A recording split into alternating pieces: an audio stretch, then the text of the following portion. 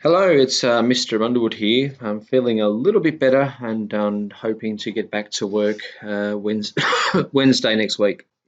First of all, I just wanted to point out that if you type in Shane Underwood and then you click, there is a specialist maths page, its own little page.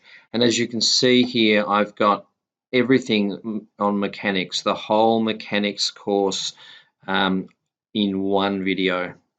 And I would like to continue to do that when I get a chance. This year, as many as I can. So today you're in for a bit of a treat, hopefully, because we are going to go through, and I've prepared notes whilst I've been away, sick, and I've prepared a 48-page document which includes probability and statistics, chapter 15 and 16. Well, before we get into the actual content, and I know that some of you have already started it, um, let's just talk about exams. In the past, exams, so we've got a very small sample size, and that's quite convenient because sample size and probability. Exam one, though, exam one has been 3 or 4 marks. Okay, every year there's 3 or 4 marks. There's been a probability question, a probability or statistics question. They tend to a lot of the time ask some of the chapter 15 sort of topics, e to the x and variance and all of those sort of things you can do by hand. And in exam two, typically, they have, and let's sort of work this out. They've usually had 2 or 3 multiple choice questions, usually 3 multiple choice questions, of which most are very, very easy to do if you know how to use your calculator. 3 out of 20, and then they also have around about 9 or 10 extended response each and every year, 2016, 17 and 18. They have had extended response for about 8, 9 or 10 marks. Now, if we total that up, we've got, let's just say we've taken 9 marks for extended response this year, 3 marks in the multiple choice, that's 12 out of 80. 12 out of 80.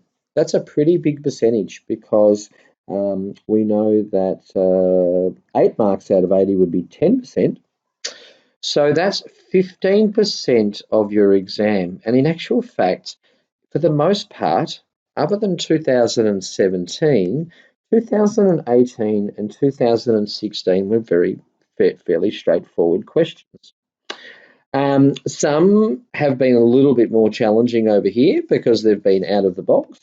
But as you can see, 15% of exam 2 has been probability statistics, which seems a bit out of whack because in actual fact, I think it's about 2.5 weeks of work. But I think personally that I could get through it in 3 hours. So this video would probably go forward. I'll split it over 2 videos covering the whole topic. So in this handout, I'm actually going to go through every exam question, and that it does unfortunately include the 2018 because it has such a small sample size. We need to learn from our mistakes, and we need to start seeing a pattern. And unfortunately, if I give you 2 years of exams, we don't really see a pattern. Okay, so let's get started. You can see there the importance of probability, particularly in terms of your exams. So first of all, we're going to look at what we have random variables, and we basically have 2 different types of random variables. We have discrete or continuous. Now, I'm going to pause the video right now. Okay, I'm going to pause the video right now, and what I'm going to get you to do is just have a quick look at these ones, and I want you to highlight the ones which you think are discrete, which means, of course, if you don't highlight it, it means it's continuous. Okay, so I hope you had a little bit of a think about it and didn't just keep playing, waiting for the answer. So the number of people in line at the bank, well, you can't have a fraction of a person, so that is discrete. Okay, that is discrete. D for discrete. The height of the person in the front, well, the height can be 167 centimeters, could be 168 centimeters, it could be somewhere in between, an infinite amount. So that is going to be a continuous random variable. It could take any interval. Shoe size of shoppers. Now you might sort of think, oh well, shoe size could be anything, but in actual fact, shoes come in discrete numbers. We've got my size. I have size 11 shoes, but at the same time, there's 11 and a half, and then there's 12. So just because they take a decimal, that doesn't mean that they're not discrete. Okay. Time taken to complete a puzzle is continuous. The number of rolls it takes to get a 6 would be a discrete. And I'm sure you've learned that in methods, so I won't dwell on it very much. Just so you know as well that methods is expected knowledge. So they could ask you a question which is a straight out sort of methods question in a specialist maths exam as well. Now we're looking at a discrete probability distribution function. Of course, we sort of know this as P of X, where the probability of X equals X. And we know that the probabilities take any value between 0 and 1. Of course, 1 being certain, 0 being absolutely not impossible. As we know, the sum of those must therefore be 1 if we add all of those probabilities. So here we've got a tetrahedron, and this tetrahedron, it's a weighted tetrahedron. So whenever you see weighted, it means that it's not fair. Okay, so it's not just your standard tetrahedron. If you have a weighted dice, we know that the chance of getting a 1 would be 1 in 6 for a fair dice. But of course, we could have a weighted dice where those change. Now, as you can see here, 0.5, 0.4 tetrahedron has 4 sides, so 0.5. So therefore, the answer to that would be 0.1 because we know that the sum of all of the probabilities must be equal to the sum of the probability must all equal to 1 across our domain. Some important. So this is now this is very important. The e to the x is the sum of x times the probability of x, like so. A weighted tetrahedron thrown is when following. So you need to be able to identify that. That's very important. That's a basic method skill. Okay, so let's have a look at a worked example here. Shirley plays a game with her brother Michael. Michael throws a die 4 times. Shirley charges him $3 to play and gives him $1.25 each time for each number he gets. Identify 2 random variables for this scenario. So I might sort of say that we can say that let's say W is equal to the money earned in the game. Now that could be negative too, couldn't it? And let's call X sort of says here W in terms of X. X is equal to the number of even numbers. Shirley charges him and gives him $1.25 for each even number. Okay, so X is the number of even numbers. So let's just express W in terms of X. Well, W, it charges him $3. And then, of course, we've got this function here, which so for every time there's an even number, gives him for each even number he gets. Now, I'm going to call that X as we've defined just before. So now we can actually come up with a probability function. So we're looking at, I guess, the number of even numbers, the money earned, and of course, then we can provide the probability. And we know that there's going to be, you can either get 0 even numbers, 1, 2, 3, or 4. You can't get 5 even numbers because, of course, throw the dice 4 times. So I'm going to pause it here or get you to pause it here and come up with probability function. Okay, but I'm going to then do it in a sec. Okay, so pause this video now and have a go at it yourself. Okay, so if hopefully you've had a go at this yourself. First of all, what we're going to come up with is we've got to have our value x. Now, so I'm going to say little x, and we're going to say w, little w, and we're going to say that the probability that w is equal to w. This is the sort of thing that you should have been doing in methods. Okay, this is the method's expected knowledge, and of course 0, 1, 2, 3, 4, 0, 1, 2, 3, 4. They're all the outcomes. So if I go ahead and sub those in, then we can say, well, let's do the easy ones, because if I can think about it, the chances of rolling an even number, well, the probability of rolling an even is equal to half. Now, if I multiply that by, to do that 4 times, that's going to be, this is a fair die, okay? So that's going to be equal to, let me just make sure that yes, I am. So the probability of even is a half. So therefore, the probability of even is equal to a half to the power of 4, which is equal to 1 over 16. Okay. Now, and likewise, the probability of getting so that's the probability of 4 evens. Probability of 0 evens would be the same. So you can see there that working our way outside here is being quite is probably the way to go. Now, the thing is that we now need to sort of work out the rest.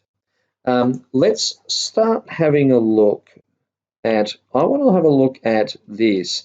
If I was to have, there's quite a few different combinations you can use to actually get 2 evens. Remember, we've got 4 choose 2. Now I'm going to go to my calculator right now, okay, and I'm going to get my calculator out and show you how to do 4 choose 2. But you could actually do this. You could do this. Where's the calculator?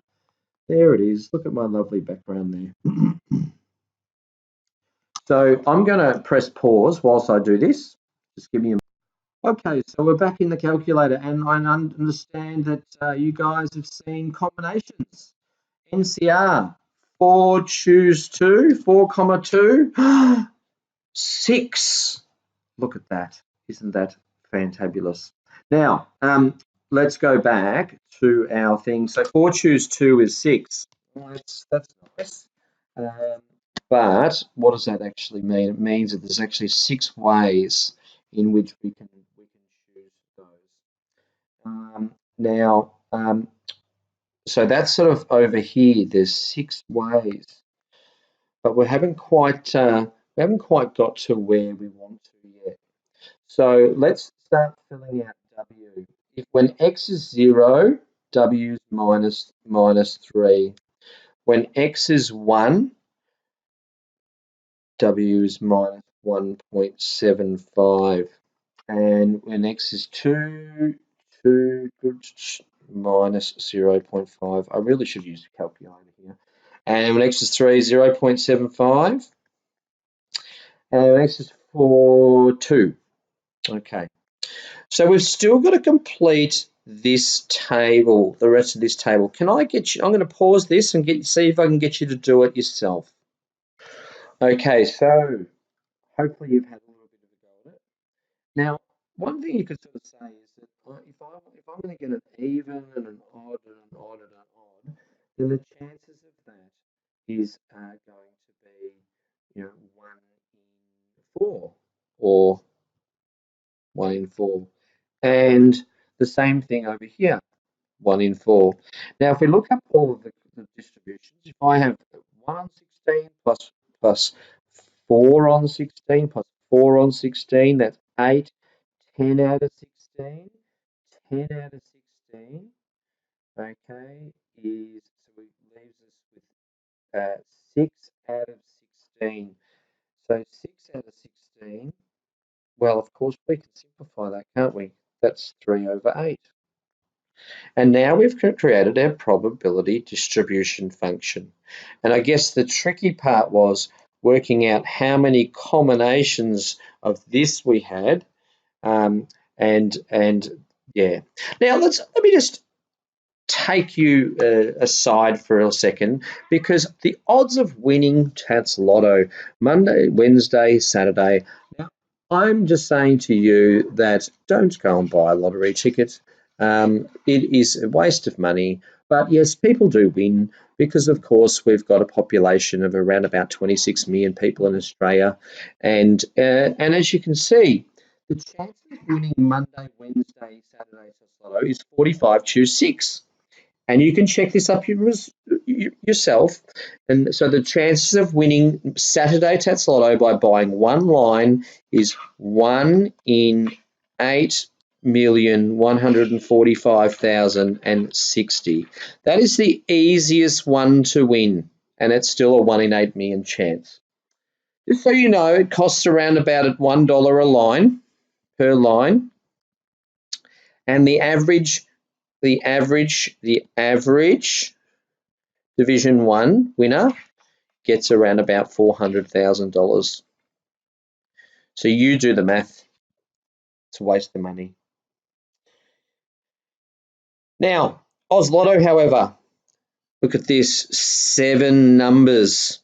Okay, so, and I've taken this directly off the website. Okay, 1 in 45 million, that's what they say. The odds of winning based on one standard game. That extra number is this. So they've got 45 numbers. We want to choose 7, and you need the 7 winning numbers. As you can see, that I've done that in the calculator, and that is exactly 45,379,620. That's where that comes from. Okay, so maybe just thought I'd just let you know, and don't gamble. It's just silly. Okay, try this, please. Try this by hand. Please, now by hand. Oh, a horse race has 9 horses. What are the odds of choosing 3 horses to finish in the top 3, known as a trifecta? Like, my cough is getting a lot better, I promise you. So I'm going to get you to pause this now. I'm going to get you to have a go at this. Do it by hand. You need to understand the combination formula without and be able to do it by hand, because exam 1 in methods and or specialists could require you to do this. Away you go. Okay, I've done a lot of the groundwork for you. So we've got 9 factorial. So 9 choose 3 is 9 factorial. That's my cat running around. 9 factorial over it's 9 minus 3, which is 6 factorial times 3 factorial. Now, when you do that, that may sound like a lot, because, of course, you try calculating 9 times 8 times 7 times 6 times 5, etc., 9 factorial without a calculator. But as you can see there, the 6, these cancel out. And I've done some cancelling out. 9 over 3 becomes 3 over 1. And then 8 over 2 becomes 4. So 3 times 4 is 12, is equal to 84. Wow, isn't that amazing? You can sort of say to your friends, well, if you go and spend this money to get a trifecta from just a small horse race of 9 horses. Now, by the way, the Melbourne Cup has 21 horses. You try working out the odds. Let's just do it right now. 21 choose 3. Okay, let's do 21 choose 3. If you pick 3 random numbers in the Melbourne Cup, you've got a 1,330 chance of picking the trifecta. Okay, And often those trifectas, if they were something really obvious, would pay next to nothing. So gambling is stupid, is what I'm trying to say. Okay, now I'd like you to have a look at this, and we've just got before the same diagram we had before. Okay, it's already done for you. Now what I want you to do is find the expected value of W, and of course I then want you to find the variance of W. Pause the video now, please. Pause it, please, and have a go at it. And of course, in the next 3 to 4 seconds, I'm going to be going over it. So I'm going to pause right now. Way you go, pause it. Okay, so we're back. Now, I hope that you actually had a go at it. So the expected value of W is equal to, well, it's the sum of the sum of the uh, of W times the probability of W for all values of W. So it's equal to minus 3 over 16, if I can do it really quickly, minus 1.75 over 4. Okay, let's change that. Let's change that to so 3/4, 1 3/4, so 7/4. So minus 7/4. Let's do that. Minus 3 over 16. Uh, 3/4 times quarter is 3 over 16, and then that's 1 over 8. Okay. Now I then simplify all of those. I can get those over 16. So which is equal to minus 3 minus 28 minus 3 plus 3 plus 2 over 16, which is equal to, we've got here, that's going to be equal to minus,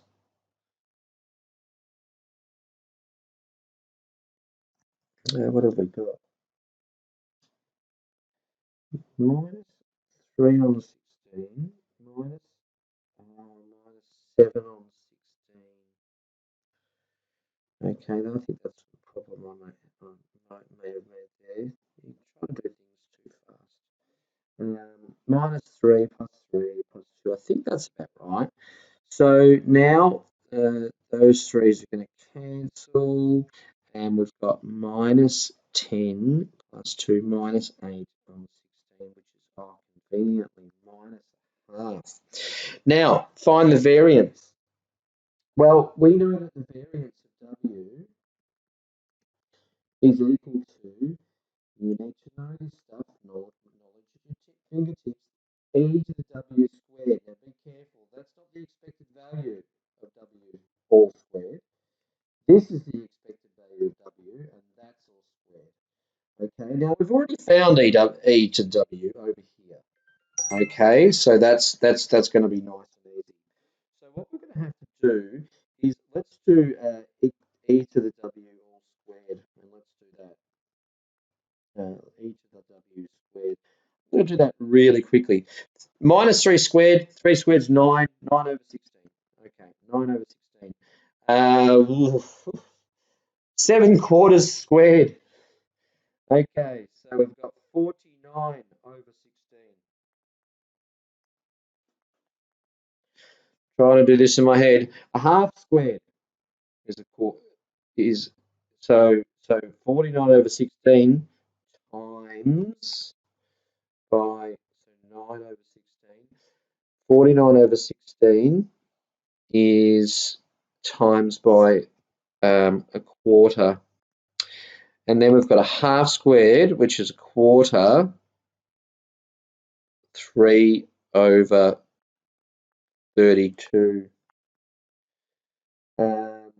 And then we've got 3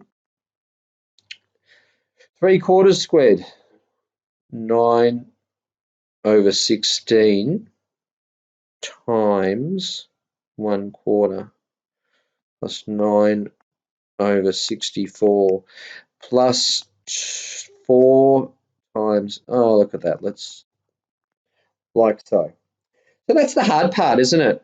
Because we haven't found e to the w squared yet, because we've got to simplify. But let's all get this, let's all shake this out. Now, actually, as it turns out, we need to get all on 64. So that's going to be 36 plus, geez, 49. Oh, that's on 64 already. Oh, that's nice. Okay, plus 6 plus 9 plus, I didn't multiply that by 2 by 6, 4, yeah, 4, yeah, so plus 60, I'm going to multiply that by 4, so 16 over 64. So that's going to be equal to, if I work it out, 116 over 64, which if I divided through by 4 would still give me 29 over 16. Yes, yes, I'm feeling good about that.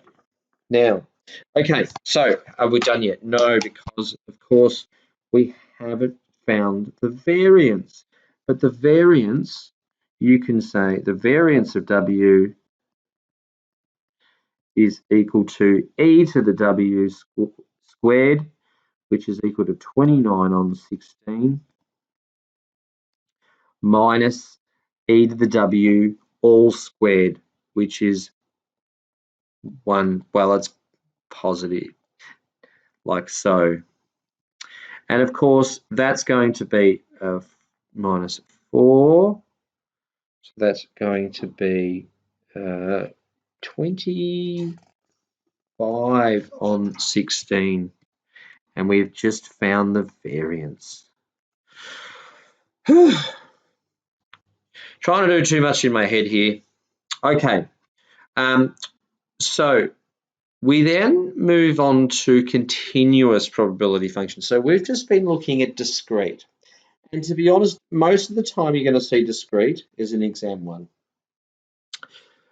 For continuous probability functions, we have called a probability density function, PDF, and you'll see that in your CAS calculators. We know that the area, the expected value, is very similar. Okay, it's very similar. Okay, but of course, because it's continuous, we're not looking at discrete values. So we have to consider all values from negative infinity to infinity. It's the same thing, e to the x squared minus e to the x all squared. Okay, and of course, you might sort of see it's actually this function here as well. It looks quite ugly, doesn't it? Now, the normal distribution curve is a continuous probability density function. So what we can say then, of course, and this is what I was talking about, for those of you who want to study score in the 40s, you know, you have to, and it's symmetrical, so a study score in the 40 and a 40 plus, that's sort of the top 7 or 8%, 7%, not easy. Okay, of course, we know that the median study score is 30. To get 35 and above, let's say that's 35 and above, I think that's the top 32% of the state, but it changes. It's around about that. Okay, it's not easy. Okay, to get 35 and above, you really have to be on your game, and you can't make shortcuts in specialist maths, because you may think you're a 35, but you're more likely a 31. If you work hard and I'll tell you if you're working hard or not, then well and truly, I think every student should be aiming for 35, okay? And some students might be aiming for that 40, okay? Haven't had too many 40s over the years. We had 4 last year, which was a great year. That's the highest we've had for a long time.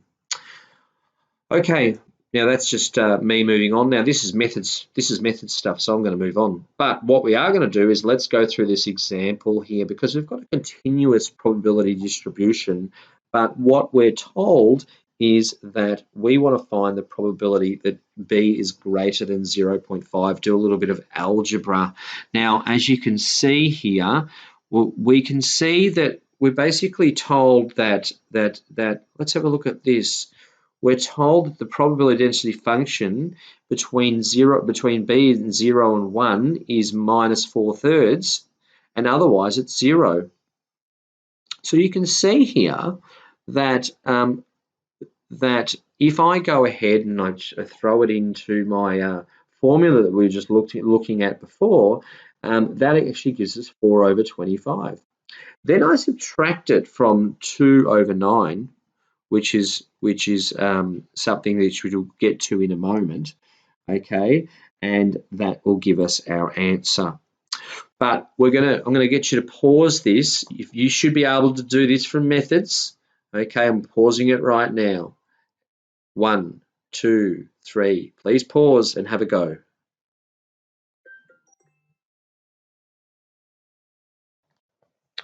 Okay, so let's go ahead and do this. And this is a methods thing, and of course expected that you can do this yourself. I'm going to work your way through it. So as you can see, all of the probabilities be between 0 and 1. So if we want to find the probability of B is greater than a half, then we're going to, and it's a continuous probability density function, then we can go ahead and do some integration. Quite easy integration actually, because we've got that's going to be B over 4 minus B, don't mistake those for sixes, between a half and 1, like so. And of course we've got the minus 4/3 I've put out the front. Now when I put out the 1, that's going to be 1/4 minus 1, and then we're subtracting. What's it going to be? It's an eighth. Be careful with these brackets. Then we've got minus a half, like so. Use your brackets wisely, please. Okay, so that's going to be minus 4/3. Let's see, what can we do here? We've got an eighth minus a half, which is an eighth minus 4/8. So that's going to be minus 3/8. But then there's a minus at the front, so it's plus 3/8. And then we've got a quarter minus 1. So a quarter minus 1 is going to be minus 3/4. Minus 3/4 plus 3/8. Okay, I reckon we can finish this off. I'm sure I'm probably going to make a mistake somewhere. Minus 6/8 plus 3/8 is 9/8. 9/8. Now, we've got a 9 and a 3 there. Oh, that's nice, isn't it? And minus 12 over 8. Minus 12 over 8 is equal to...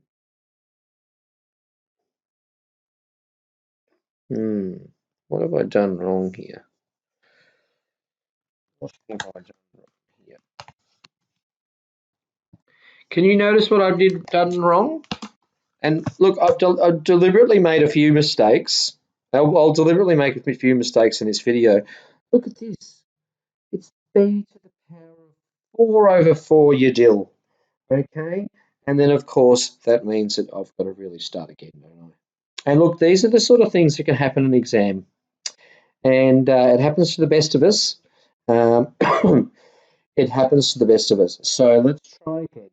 Um, so what we're going to have is we've got minus 4 thirds, and we've got, let's just do it in one hit. I can say that that's 1/4 minus 1 minus 1 over 64 minus uh, half. Okay, I think I'm on the right track here. I hope. So let's go minus 4 over 3, and that's 1/4 minus 1 is still minus 3 over 4. Okay, but then we've got a minus, and we've got that's going to be the 1 over 64 minus at 32 over 64 is minus 31 over 64. Looks a hell of a lot different. So you can see here I'm not looking at solutions, all right, but I just thankfully I noticed my own mistake. Okay, so that gives me minus 4 thirds. We're going to do that as minus 3 over 4 minus 4 over 64. So we've got 16. So that's going to be minus 16. Minus 48 over 64 plus 31 over 64. Okay, let's see if we can do that. Now 31 minus, so it's more, it's not going to be anything nice, isn't it? Minus 17 over 64. But we do have that with a minus 4 over 3. Now 17 is a prime number, so we can't do anything with that, but 4 goes into 64 16 times. So therefore we've got minus 17, and 16 times 3 is 48. But what have I done wrong now? Very easy to do, isn't it? 2 times negative is positive. Okay, in actual fact, can you get a probability of negative? I'm not sure you can. Okay, so just so you can see here, it says now find the variance B by hand. Now we can actually find the variance a number of ways, but basically the variance of B, I'm going to start you off here, the variance of B is equal to E of B minus E of B all squared, like so. Now, we can do this in a CAS calculator though, because E of B squared, okay, is we can actually go ahead and sub that into our calculator like we've done over here. Okay, so we've got B squared, okay, times, and then that's going to give us, we've got the value of, that gives us a value of 2/9. Okay, so we can say that A of B squared is equal to 2/9. You use your calculator for that. That's a methods thing. And E of B all squared, okay, is this baby over here, which is throwing in from 0 to 1, and squaring it, okay, and that's the important thing. So that's going to be equal to 2/9 minus 4 on 25. Now I'd have to find a But in actual fact, 9 times 25 is 225. That would be my common factor. 225. So what do I have to multiply by? I have to multiply 25, 50, 50 minus 9, 36, which is equal to 14 over 225. Look at that, did it without a calculator, like so. So you can do the variance by hand, but once again, you need to use this thing here. Okay, this is very important. But can I just say that I've probably more just given you a big lecture on methods, because I can tell you now that it's fair to say that you really won't see that very often in specialists.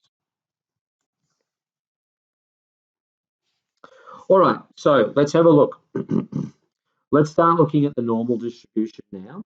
Okay, what we're going to do is we're going to go through the mean and the variance, the normal variable, calculating the probability of the random normal. We're going to look at inverse normal, how to do it in a calculator, and standard normal.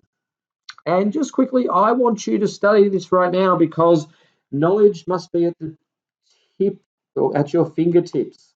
And in actual fact, the normal distribution curve, this whole of 68% is within one standard deviation of the mean, 95%, 99.77%. And in actual fact, if you use your integration like we were using, you're going to have this ugly looking thing here, where we're looking at sigma, which is the standard deviation, our population mean, and those sort of things. So you should have had that sort of, I guess, explained to you in methods. I'm not going to explain it too deeply, otherwise each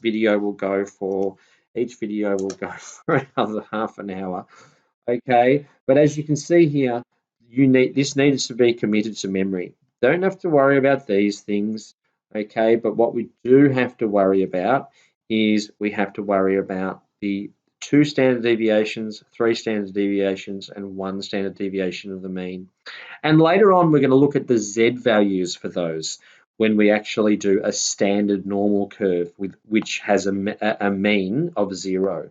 Okay, so let me just go through and just talk about this a little bit, about mean and variance. Okay, so we're just resuming here. So we're starting to get into the normal distribution curve. And for a normal distribution, the mean, median, and mode are all equal. In actual fact, this here represents the mean. It also represents the median. Okay, and of course, well, the mode, everything is equal. Is what we're trying to say. But we represent. This is the Greek letter mu, pronounced MMU, I believe. I'm not sure if it's MU or MEU. Now, when you look at a normal distributed random variable, it's represented by, let's just say, for example, we have x such that it's normally distributed with mu and sigma squared. Okay, so sigma squared. Now, sigma squared is the variance. Okay, sigma squared is the variance. Now, if we have a look, what is the variance of the normally distributed random variable with the probability function shown below? Well, we know that this is normally distributed, and we can say that we know that this here is our mean, and this distance here to here, which is 20. And this distance here is also 20. So what we can say is that we know that that 95% of the data lies within 2 standard deviations of the mean. So 2 standard deviations to the right, 2 standard deviations to the left. So therefore, 1 standard deviation is 10. So it's asking what is the variance. So therefore the variance is the standard deviation squared, okay, which is 100, like so. Okay, now let's start having a little bit of a look at variance and what it is. And I'll do the proof, and I'll do the proof for you in a moment. And I'm sure you've probably done the proof in methods anyway. But let's go ahead to online statbook. Now, this here, you can go to online statbook, and then you can look up sampling distributions. Now, as you can see here, I've got a normal distribution curve. I can change that. So what we're actually doing is I'm sort of jumping the gun here. I'm going to do it. We're taking 5 samples. Now and then those 5 samples at the moment, n is equal to 5. Let's change this to n equals 16, and let's do some animation here. Okay, so what it does is it takes those samples and then it takes its mean. And then what we're going to do is we're going to do the mean. So let's try it again. So we're going to do 5, taking the average. 5, taking the average. 5, we've just done 16. And then we're going to do it again. Now, as you notice the difference here. The distribution of means. We've got a sample size of, or we're taking a sample size of 5 from a population compared to 16. Now, if I repeat that 10,000 times, look what you get. It looks like a normal distribution curve. But importantly, what's happening here? What's happening here? I've only got a sample size of 5. It's quite small. And over here, I've got a sample size of 16. Now, both here, look at this. The mean is the same. So even though we've only got a small sample size of 5, the mean is more or less identical. Okay, the median is identical. The standard deviation, though, look at the standard deviation. Standard deviation relates to the variance. So what am I doing? Is if I increase the sample size, I'm basically decreasing the spread, and that's what we actually call as the central limit theorem. Now, just for the time being, I just want you to just sort of take that in. You could try it yourself if you like. You'll have the notes and you'll have that, and you can actually play around with it. But the important thing is that this sort of kurtosis here.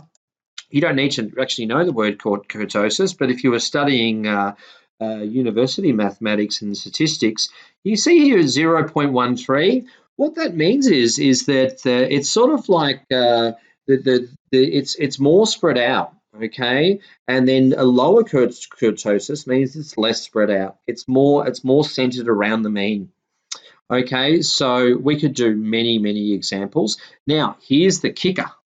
All right, I've just made some crappy function here, which is that normal? No, it's not. So let's go ahead and do 10,000. As you can, let's do n equals 2, and let's do n equals 10. 10's enough. 10's usually a pretty good number. Let's do an animation. Okay, 1, 2, bang. 1, 2, 3, 4, 5, 6, 7, 8, 9, 10, average. And we're going to continue. Takes 2, average. Okay, we're going to keep going. All right. Now this, as you can see, is not normal. But what happens if I repeat it 10,000 times? It's normal. But even with a size of 2, you can see here that it's sort of normal. It's sort of normal. It looks pretty good actually, okay, but I've done it 10,000 times. I haven't done it 10 times. If I was to do it, say for example, 5 times, let's just clear this out. Let's make it 2, and let's make it 10, and let's just do it 5 times. Does that look normal? No, it doesn't, does it? But if I do it repeatedly, it's normal. But the important thing is this mean, we assume that the mean is the population mean. Okay, so we don't know what we can generally know what the population mean is, and then when we're doing sort of tests, we can go ahead and decide, well, we can make a hypothesis. Has the population mean changed? And that's where we're getting into confidence intervals and things. So that's where we're heading. So I hope that made some sense. Okay, now, what is variance? So the question is, the variance or standard deviation describes the spread. And I guess what we really want to be able to do is we want to be able to sort of show you what exactly it is. Now, if I go to, I'm just trying to think here how I can prove the variance, a theoretical summary of the variance. Let me just have a think about it for a second. Okay, I could do the proof of variance, but I don't think that that's going to really help us for exams and things like that, and making this video any shorter. I think the best way to describe the variance is that how spread apart the values are from the mean. But so let's just say if I had some values of, let's say, study scores.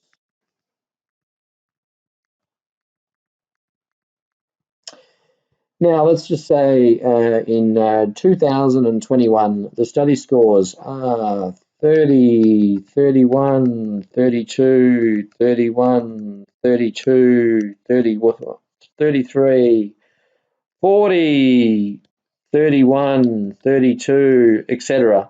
You can see that a lot of those, that would be a low variance, okay? But what about in 2022?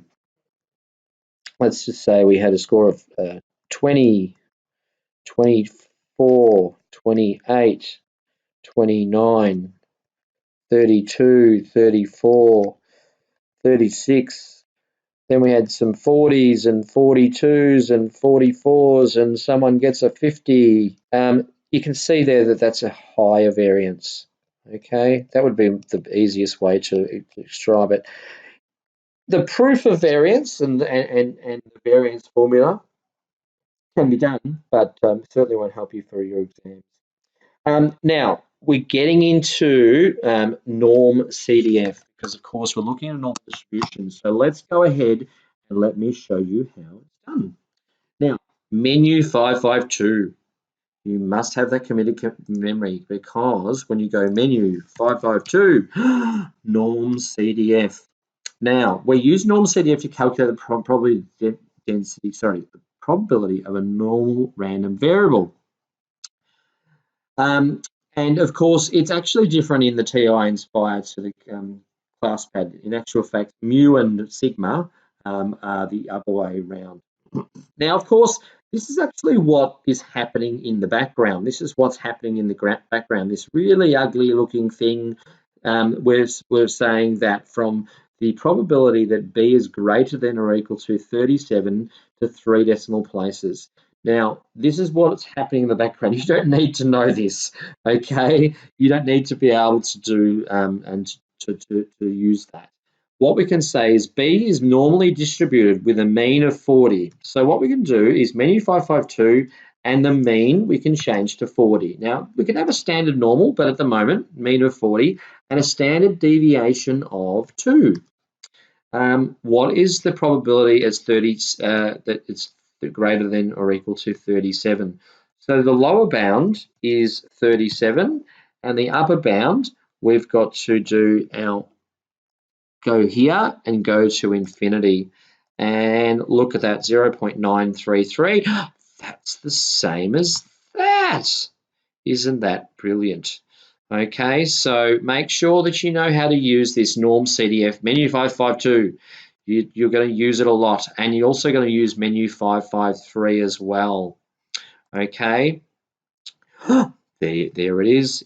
Now, look, you may be asked what is the probability of, say, a certain range of values. So, for example, before we wanted to find the probability that that it is greater than, I don't know what it was greater than 37.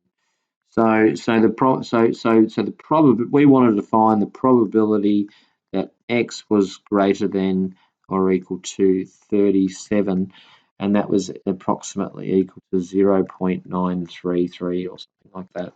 Now, what about if you're told the other way around? What about if you're told this? Well, you need to do this. Now, I'd like you to try this now, inverse normal. So this time you've got to go backwards the other way. So it's menu 553. Okay, so we're going to go menu 553. Okay, and the area. So you can see here, you've got to read this question very carefully. Okay, I want you to try this yourself now. Pause the video and see if you can do it. If you make a mistake, that's okay. It's not November. At the moment, it's the 31st of August, according to when I'm making this video. So, so have a go at it now, okay, and see if you can get it. All right, and here it is. I'm going to pause it right now. All right, so inverse normal. So I've asked you to have a bit of a go at it, and it can be tricky at first. Look, this as well. What does this mean? It means that the area in between is 0.8. Okay, that's the area. Okay, and we can say that 100 minus x, so that's 0.8. The question is, though, the mean is 100. Okay, so there's the mean, that's the mean, there's 100, that's the mean is 100. Now be careful, the variance of 9. So that means the sigma squared is equal to 9, which means that the standard deviation is equal to 3.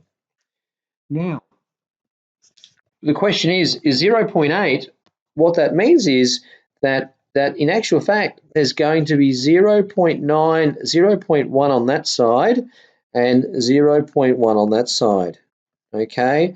So what we tend to do is, what I like to do is I like to find the positive side. You can do that, you can find the negative side, that's fine, but of course it's symmetrical. So let's go to inverse normal and see if we can get this done. Menu 553. Menu 553 brings up the area. Now, as we said, suggested, if 10% is to the right and 10% is to the left of the area, then I'm going to find 0.9, like so. 0.9. Now, mu is equal to 100, and the standard deviation is equal to 3. So that's 104 point something. Okay, so for those of you who have worked ahead, here's the kicker. You can't use the right-hand side. The answer is that you need to use the left-hand side. So the area on the left-hand side is 0.1. So therefore we've got 96.2. So 96.2, if I do inverse norm as I've just sort of showed you, then that gives us 96.2. So therefore, that means that x is equal to 96.2. So therefore, P is equal to, 100. We're looking at a range of values, okay, if probability, what is x to 2 decimal places, therefore x is equal to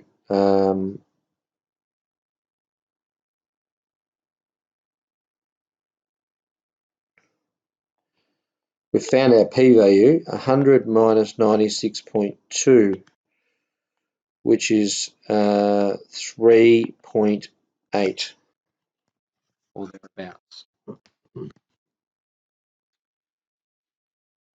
And can I just make a note that at the moment my calculator is only got it to 1 decimal place. So you've got to make sure that you check your calculator settings. For some reason, I'm not getting 2 decimal places. Float 3. I shouldn't be float 3. I should be at least float 6. So let's try that again. So if I do this, that's a better. So 96.15. So to 2 decimal places, you'll need to be a little bit more closer to that 96.16, which means 100 subtracted from that, from 96.16, is going to give you, that's your more rounded answer. So 96.16, okay, which is approximately 3.84. Okay, my apologies for that. I deliberately went through and used this side just to show you that it can screw you up. When you're doing inverse norm, use the left-hand side, please. Now, the standard normal, just really quickly. Now, and we're going to finish on this note too. The standard normal is the simplest of the normal distributions, because what we do is we say that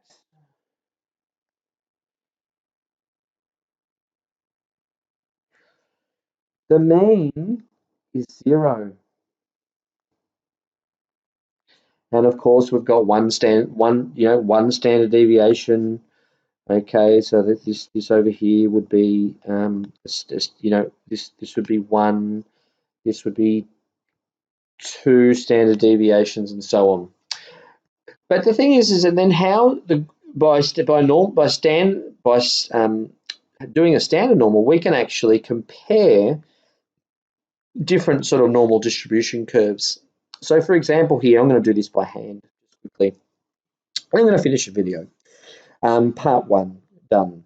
Okay, so it says here, which is larger, the probability that x is greater than 20 or y? So first of all, what we've got is we've got our z value is equal to x minus mu over the standard deviation, and we've also got our z value is equal to, it's actually y minus mu over our standard deviation. Now, as you can see here, this 15.9, this is the variance squared. So the probability that x is greater than 20 is 20 minus 15 over the square root of 9, which is 3, which is equal to 5 over 3. And then over here, now z is the amount of standard deviations away from the mean, whether it be to the right or to the left. Now y, our y value, so it says a y value is 101.5 minus 100 over the standard deviation, or square root of 1 is just 1, which is equal to 1.5.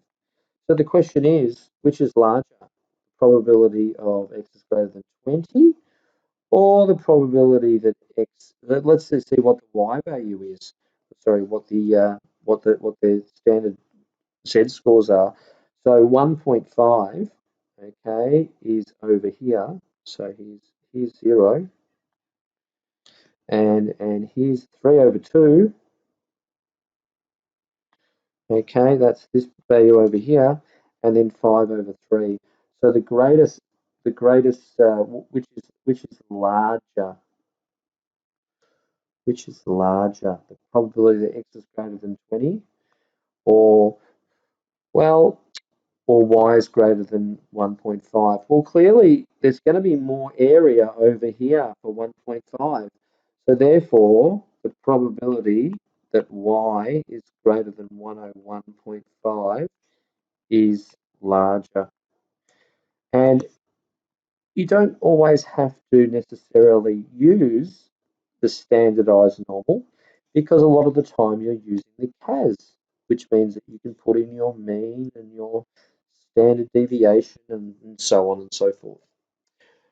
Okay, what are we looking at next? So in the next video, we're going to look at linear combination of independent random variables. Just so you know, this is very, very important when it comes to exam 1 questions, because I'm going to be going through a fair few of those sort of things and showing you what the past exam questions have been. So this tends to be very exam 1 sort of heavy stuff. Okay, and often the other stuff, which we'll get into later, confidence intervals and hypothesis testing, central limit theorem, as I sort of briefly shown you, that stuff is usually reserved for exam 2 and your calculator.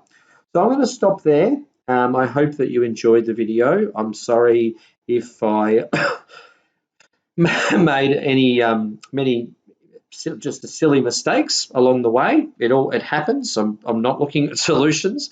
I don't do, that's not how I operate. I think it's important for you to acknowledge that if I make mistakes, and I've taught this subject now for coming up to 10 years, then you're going to make mistakes. And I want you to learn from my mistakes as I'm making them too.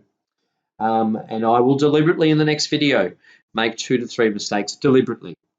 I promise that I'm not just a bad teacher. I wish you all the best, and I hope that this really helps you with your probability and statistics